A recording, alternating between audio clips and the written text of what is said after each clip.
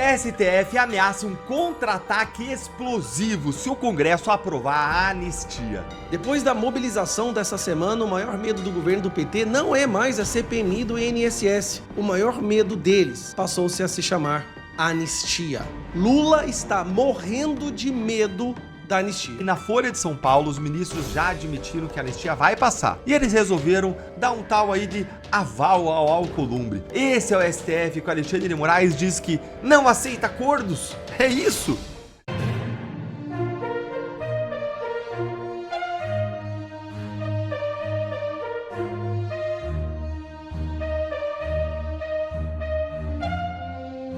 Senado oficializa o afastamento de Marcos Duval. É isso mesmo. Nesta quinta-feira, o presidente do Senado, Davi Alcolumbre, solicitou o afastamento de Marcos Duval. O pedido foi feito pelo senador para tratar um problema de saúde e o afastamento tem duração de 116 dias. O documento não fornece detalhes sobre o teor dos problemas de saúde de Marcos Duval. Semanas atrás, senadora Damares fez uma denúncia de que Marcos Duval estava sendo chantageado pelo ministro do STF, Alexandre de Moraes, para que ele pedisse suspensão de seu mandato em troca de ter retirado a tornozeleira eletrônica e a devolução de suas contas bancárias. Governo aposta em Alcolumbre para frear a anistia Bolsonaro. É isso mesmo. Articuladores do Palácio do Planalto apostam todas as fichas em Davi Alcolumbre para barrar o projeto de anistia que alcança o ex-presidente. Hoje a aprovação do tema na Câmara é vista como certa. O presidente da Casa, Hugo Mota, tem tratado do assunto com lideranças da direita, como o governador Tarcísio. Lula, por outro lado, está apostando em Davi Alcolumbre para barrar a proposta quando chegar no Senado. Alcolumbre está disposto a viabilizar uma anistia apenas aos condenados pelo 8 de janeiro e responsabilizar apenas o presidente Bolsonaro e seu entorno. Obviamente, a proposta não terá o apoio da direita. Consequentemente, o governo Trump não vai afrouxar as sanções com uma anistia que não incorpore o ex-presidente, já que na própria carta que Trump enviou ao Brasil, ele dizia claramente: parem com a caça às bruxas. Enquanto uma anistia ampla, geral e restrita não ser aprovada, as sanções tendem a piorar.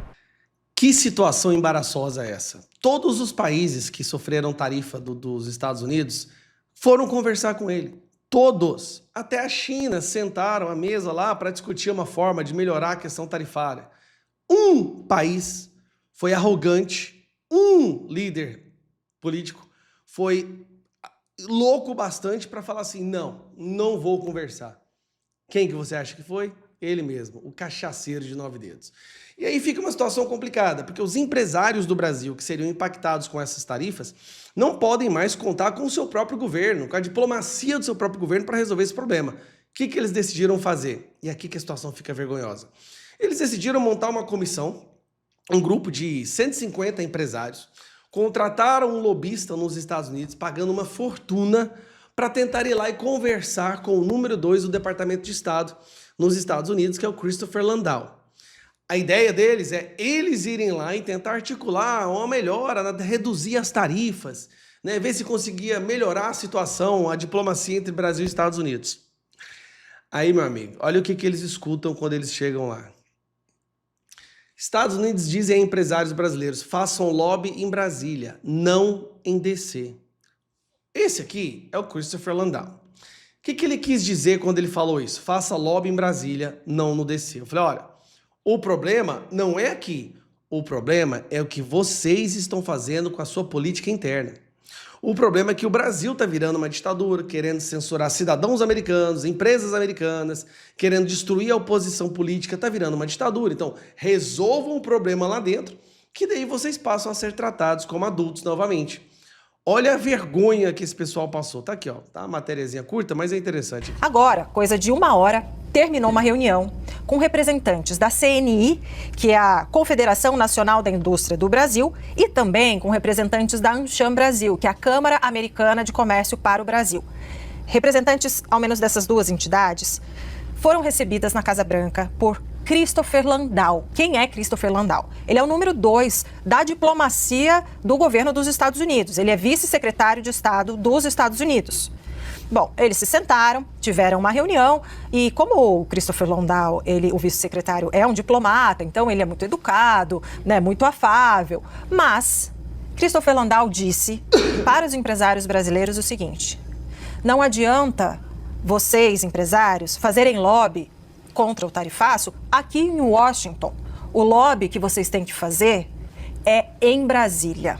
E aí, o que eu trago aqui? Só um parênteses. Lobby lá é uma atividade regulamentada e é um jeito de falar sobre uma tentativa de negociação, enfim, de influência, tá tudo dentro dos conformes, não foi de uma maneira pejorativa. Mas eles dizem, então, o seguinte, é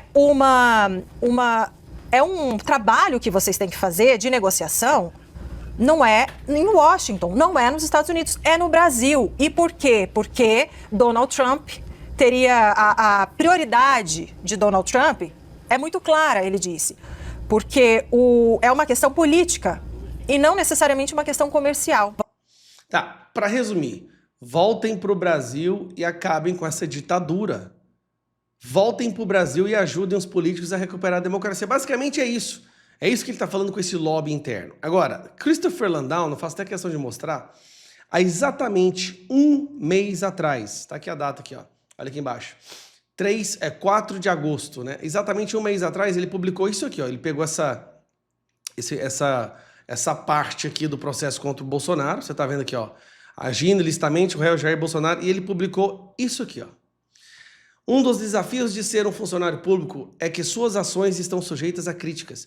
Isso faz parte do contexto e você tem que esperar por isso. Aparentemente, ninguém contou isso ao ministro Moraes, do Supremo Tribunal Federal, que hoje colocou o ex-presidente Bolsonaro em prisão domiciliar e o privou de acesso a um celular. Seu suposto crime? Aparentemente, criticar o ministro Moraes, o que o ministro ignora convenientemente, o que o ministro agora inconvenientemente caracteriza como uma obstrução da justiça. Os impulsos orwellianos desenfreados do ministro estão arrastando sua corte e seu país para o território desconhecido de uma ditadura judicial. Quando ele fala, volta para o Brasil e faça lobby lá, ele está falando, vai lá e desfaça essa ditadura do STF, essa supremocracia, que daí a gente volta a conversar. Os Estados Unidos hoje reconhecem o Brasil como a Venezuela. Eles não veem mais diferença nessa ditadura aqui com a ditadura da Venezuela. E os empresários voltaram de lá com o rabinho entre as pernas, porque um governo que não negocia, eles tentam, mas eles entenderam, não vai ter como negociar enquanto o mundo vê o Brasil como a ditadura que é. Olha só que interessante. Depois da mobilização dessa semana, o maior medo do governo do PT não é mais a CPMI do INSS, que tem o potencial de destruir e prender boa parte desse pessoal. O maior medo deles, a partir das conversas e das articulações dessa semana, passou-se a se chamar anistia. O Lula hoje, durante uma entrevista, gastou um bom tempo tentando mobilizar a população, o seu crime organizado, né, a ir contra a anistia, a ir para as redes sociais, a cobrar os deputados. Tem outdoors espalhados pelo Brasil dizendo não há anistia, sem anistia golpista. E olha só, isso aqui foi uma entrevista que ele deu hoje. Lula está morrendo de medo da anistia. Se for votar no Congresso, nós corremos o risco da anistia.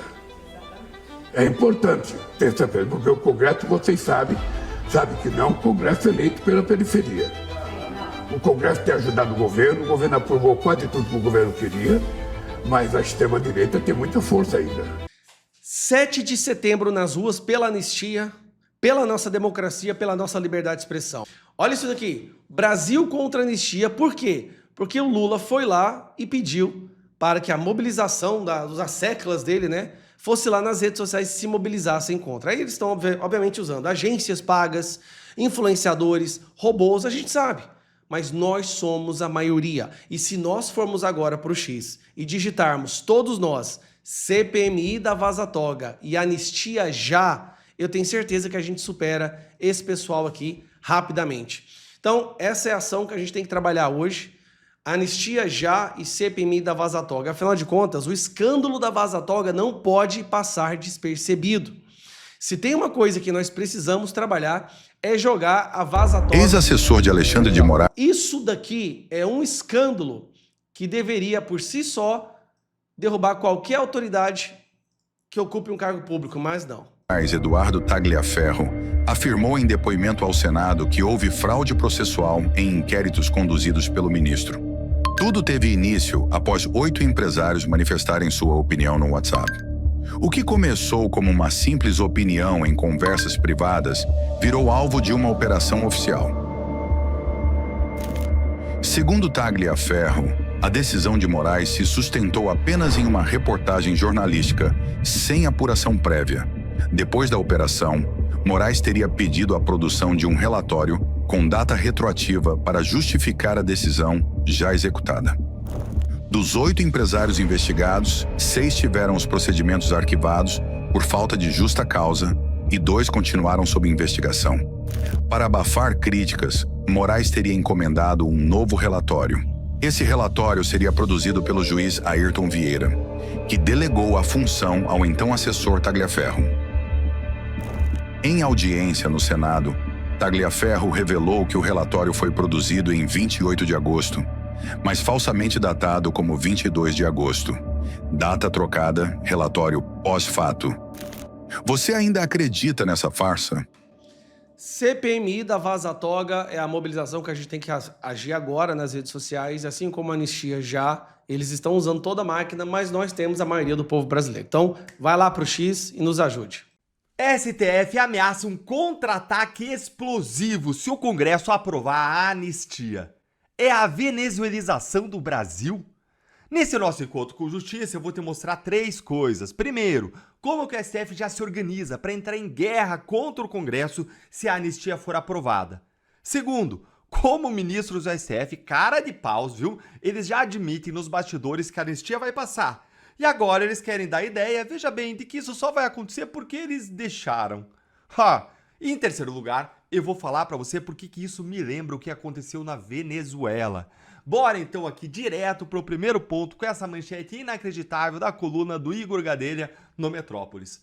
STF prepara contra-ataque caso o Congresso aprove a anistia. Por que o STF resolveu aí afiar suas armas e anunciar praticamente uma guerra com o Congresso, hein? Por um único motivo. O Centrão embarcou de vez na anistia, depois de vários partidos do Centrão terem embarcado nessa pauta depois da articulação do governador de São Paulo, Tarcísio de Freitas, e por isso a direita conseguiu os votos necessários para aprovar.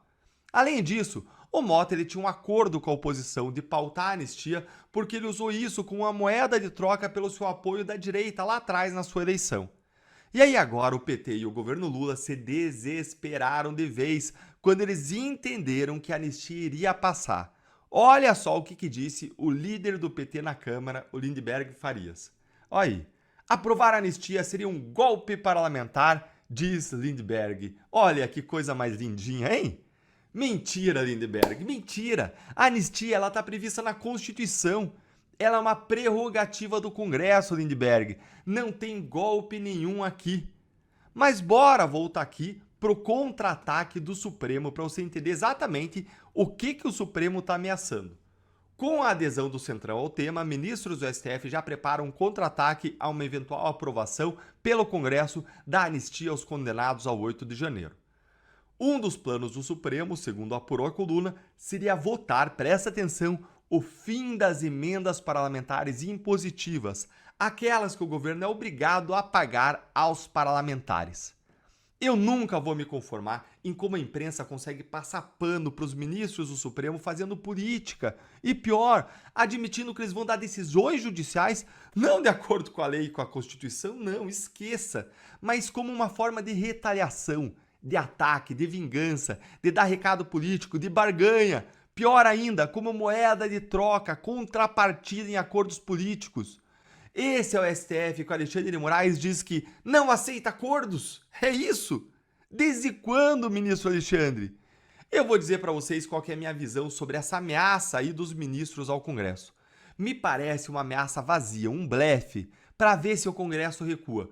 Porque acabar com as emendas, principalmente as impositivas, que são aquelas obrigatórias que os parlamentares recebem todos os anos, que levam para suas bases para garantir a sua reeleição, acabar com isso aí seria uma declaração de guerra contra o Congresso, da qual não daria para voltar atrás. Seria aí uma ameaça explosiva, jogar uma bomba atômica na relação com o Congresso. E aí o Congresso não teria mais nada a perder e abriria a sua caixa de ferramentas contra os ministros. Tanto é uma ameaça vazia que na Folha de São Paulo os ministros já admitiram que a anistia vai passar. E eles resolveram dar um tal aí de aval ao Alcolumbre, como se a anistia só fosse passar agora porque eles deixaram, olha aí ó. Alcolumbre tem aval do STF para reduzir penas do 8 de janeiro, mas o Centrão quer anistia que livre Bolsonaro da prisão. Aval do STF? Aval do STF? Ah, STF não tem que dar aval de nada, nenhum. STF não tem poder nenhum sobre anistia. STF não tem prerrogativa sobre anistia. É um ato do Congresso, previsto na Constituição como prerrogativa à competência do Congresso Nacional. Ah, ministros, voltem para os seus quadrados. Mas olha aqui o cálculo que o STF está fazendo. Uma ala aí do STF e no governo Lula, a avaliação nesta quarta-feira também era de que o caldo da anistia engrossou e que Tarcísio busca chancelar de vez a candidatura presidencial, amarrando o Centrão a ele e dando uma resposta a bolsonaristas críticos ao seu nome. A aprovação pelo Congresso do Perdão, seja ele qual for, ainda dependeria de dois fatores: a sanção de Lula, mas com a palavra final do próprio Congresso, que por maioria de seus integrantes pode derrubar vetos presidenciais. Ou seja, Lula tem um poder aí relativo, ele pode vetar, mas o Congresso vai e derruba, e ainda dependeria, em segundo lugar, de uma validação pelo próprio STF, que certamente seria provocado a se manifestar sobre a constitucionalidade dessa medida de anistia. Ou seja, depois de uma aprovação de anistia, aí vai para o Supremo decidir se eles vão realmente querer arrumar essa briga com o Congresso, declarar inconstitucional uma anistia aprovada pelo Congresso com ampla maioria. Eles estão preparados para as repercussões disso? E para fechar agora com o terceiro ponto, sabe o que isso tudo aí me lembra? O Supremo querendo atropelar o Congresso? Me lembra o que aconteceu na Venezuela. Lá na Venezuela, o regime de Chávez e depois o Maduro aparelhou o Tribunal Superior de Justiça, que é o nosso Supremo, só que de lá. E aí, esse Tribunal Superior de Justiça, ele passou a simplesmente atropelar o Congresso em favor do regime socialista. Isso atingiu um ápice no dia 29 de março de 2017, com as sentenças 155 e 156, quando o tribunal afirmou que a Assembleia Nacional, que é o Congresso Nacional de lá, estava em desacato. Aí olha o que eles fizeram: tiraram a imunidade parlamentar dos deputados e o tribunal assumiu para si as funções legislativas. Na prática, então, o Supremo de lá dissolveu o parlamento e deu um alto golpe institucional. Até houve protestos lá, gente, mas eles foram reprimidos violentamente pelo regime de Maduro, com 120 mortes e milhares aí de pessoas feridas. E a questão é, o Supremo vai aqui também seguir atropelando o Congresso, tirando as imunidades dos parlamentares como tem feito, até anular a voz do povo? O Supremo vai seguir reprimindo manifestantes também aqui com penas desproporcionais para intimidar a reação? O Brasil não é uma Venezuela, é claro que não é, mas há vários paralelos que mostram a deterioração das instituições por aqui. Esse que eu apontei é apenas um, embora seja bastante preocupante, porque a gente vê sim um Supremo atropelando o Congresso e usurpando suas funções. Vamos aguardar então as cenas dos próximos capítulos, mas a boa notícia aqui, e a gente precisa reforçar e comemorar quando algo de bom acontece, é o seguinte: finalmente parece que a anistia vai passar. Me conta aí então a sua opinião sobre essa nova palhaçada do Supremo aí nos comentários. Curte a nossa análise, se inscreve no canal, clica no sininho para você não perder nada por aqui, porque qualquer hora, inclusive, eu vou fazer uma análise completa sobre a venezualização do Brasil. E torne-se um membro do canal para você receber análises exclusivas, ter prioridade nas suas respostas e apoiar de forma mais intensa o nosso trabalho. Um grande abraço e até o próximo vídeo. Bom pessoal, esse foi mais um vídeo, eu espero que vocês tenham gostado. Se vocês gostaram, deixa o like aqui para fortalecer nosso canal. Logo eu volto trazendo mais informações da política para vocês. Um forte abraço, fiquem todos com Deus e até a próxima.